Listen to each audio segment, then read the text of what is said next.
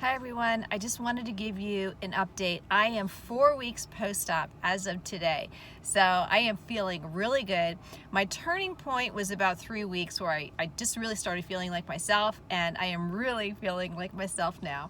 I went to my second post-op yesterday. It went great, and he said I'm healing very, very well. And one of the things that I never experienced was burning with the lipo. Now, I keep reading in my support group that a lot of people have burning with lipo. There are a minority of people that seem to have no problem, and I am included, so that works out well. And today was the first day that I noticed one side didn't really have any swelling and the other side did have swelling. And I can tell because when I pull my tank top down, you'll see a bulge where that swelling is, and mine is concentrated right above the incision.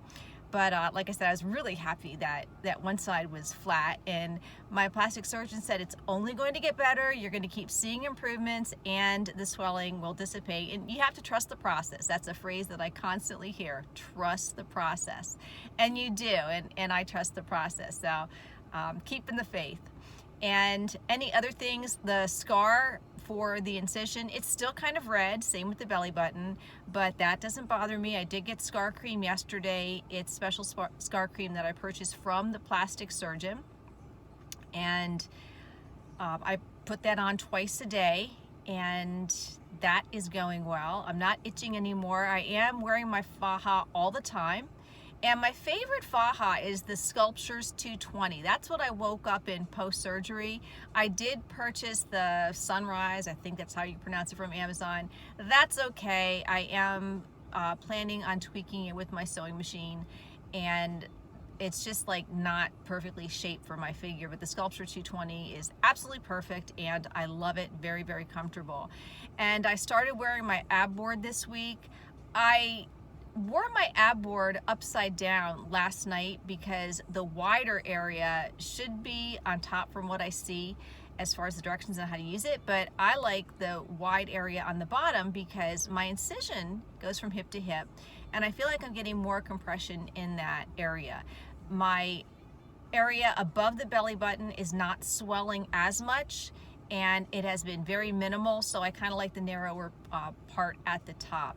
As far as eating, I really focused on heavy duty protein for the first 2 weeks, and I still am eating a lot of protein, and I think I'm kind of transitioning back to more keto now, but my stomach cannot handle large meals, and it still can't, and I don't know when it will be. It's just that everything has been so compressed because, you know, with my abs totally split, everything was just allowed to hang out as my, sorry, I dropped the phone. Everything was just allowed to hang out, so to speak, and so, you know, my stomach was just distended, and I can pack in a lot of food, but now it's really, really hard to pack in a lot of food, so I'm eating more like 5 or 6 small meals, still concentrating on protein.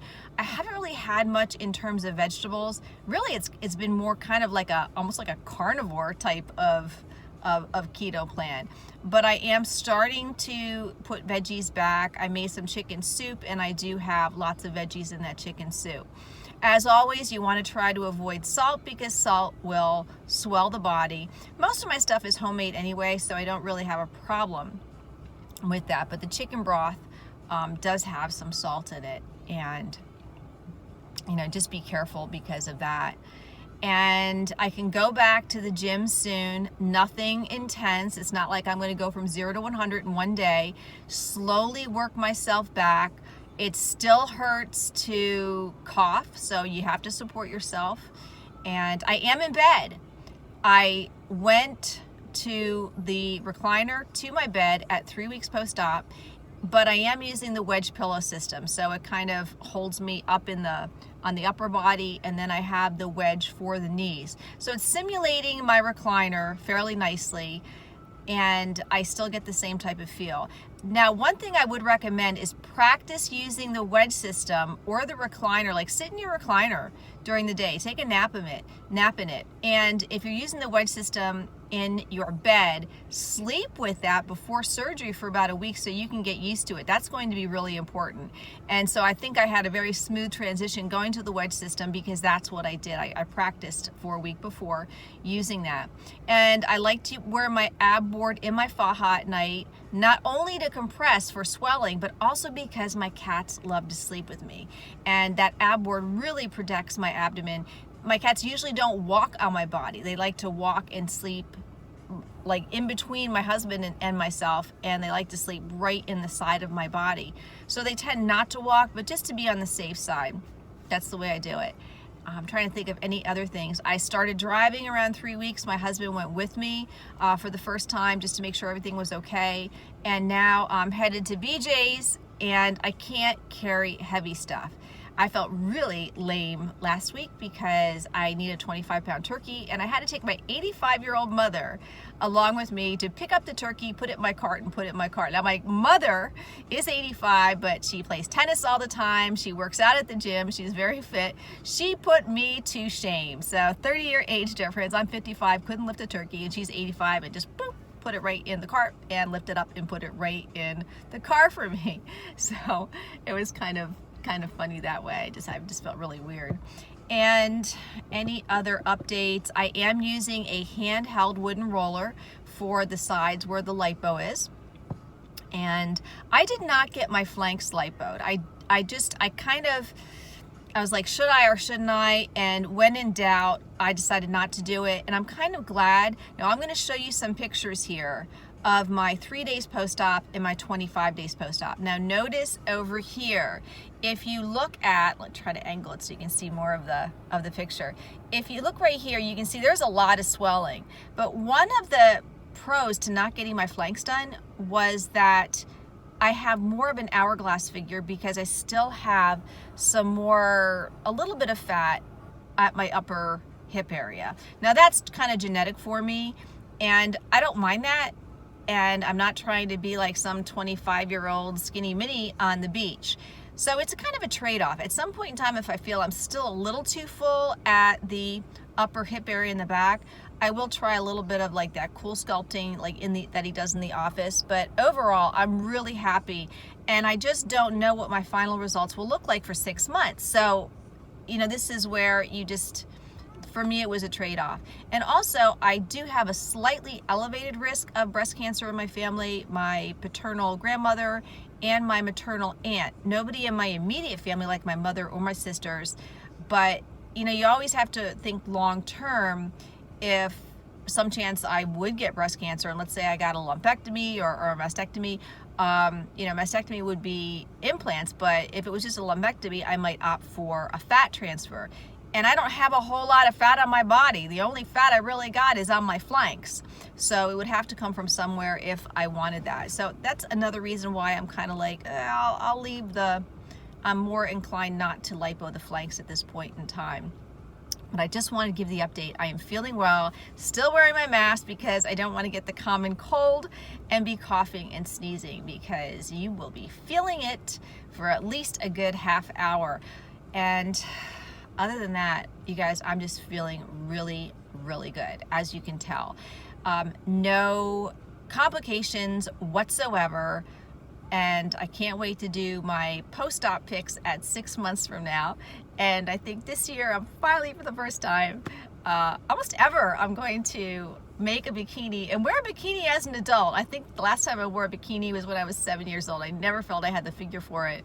Like I said before, kids, I was a rectangle, and now with the tummy tuck, he gave me a corset. I don't know if that's semantics or what, but he gave me a corset style tummy tuck so that it really pulled me in at the waist. And with the flanks being a little fuller, it looks like I have an hourglass picture. And you saw that in the pics that I just showed you before. So I just want to give you the update. Somebody did ask me, how did I pick my plastic surgeon? And I actually researched 3 plastic surgeons, and I had consults with all 3. The first one I went to required a $200 deposit, maybe it was $250 deposit. But that deposit, if you schedule surgery with him, it comes off the price of the surgery. Now, I used this plastic surgeon before for medical issues. because my dermatologist, like I had a fatty tumor on the back and it was benign, and the dermatologist did not want to cut it out because he thought he would not do a pretty cut. So he sent me to the plastic surgeon to get that taken care of. And I've used him twice for things like that, and I really liked him. And his name is Dr. Iyer, I-Y-E-R. He's located in Bethlehem, Pennsylvania. And I'm just super, super thrilled with my results. I find him to be very personable, very likable, very approachable, easy to talk to. You know, blunt, which I like. I don't like when people sugarcoat and just say nice things to make me happy. And I just am really satisfied with what he has done. And so he was like, I went to the console with him, and I just thought, you know, I've liked him before. I like what he did. I like the results. And I scheduled the surgery immediately with him. And this was in June because he was scheduling for October. And that's what I did. So I just scheduled it right then and applied the deposit. Everything had to be paid up front to actually schedule the date. So I had to pay the plastic surgery fee in full. The plastic surgery fee was in range with, you know, general plastic surgery fees I see in my support group. Certainly not the lowest, certainly not the highest. Usually it fell pretty much right in between. So I was happy about that. So I just liked him, and then after I scheduled that first consult, I canceled my other 2 consults with other plastic surgeons. So I didn't really shop around. I just knew that I liked him, and he was recommended to me about 10 or 15 years ago by my dermatologist. And then when I went for my pre-op doctor's appointment, my general care practitioner, my regular physician, said, oh, I heard he's very good. And he is, you know. So I got 2 big recommendations from 2 doctors. And then I found out my coworker went to him as well for hand surgery, because he's a really good hand surgeon as well. So that's my update.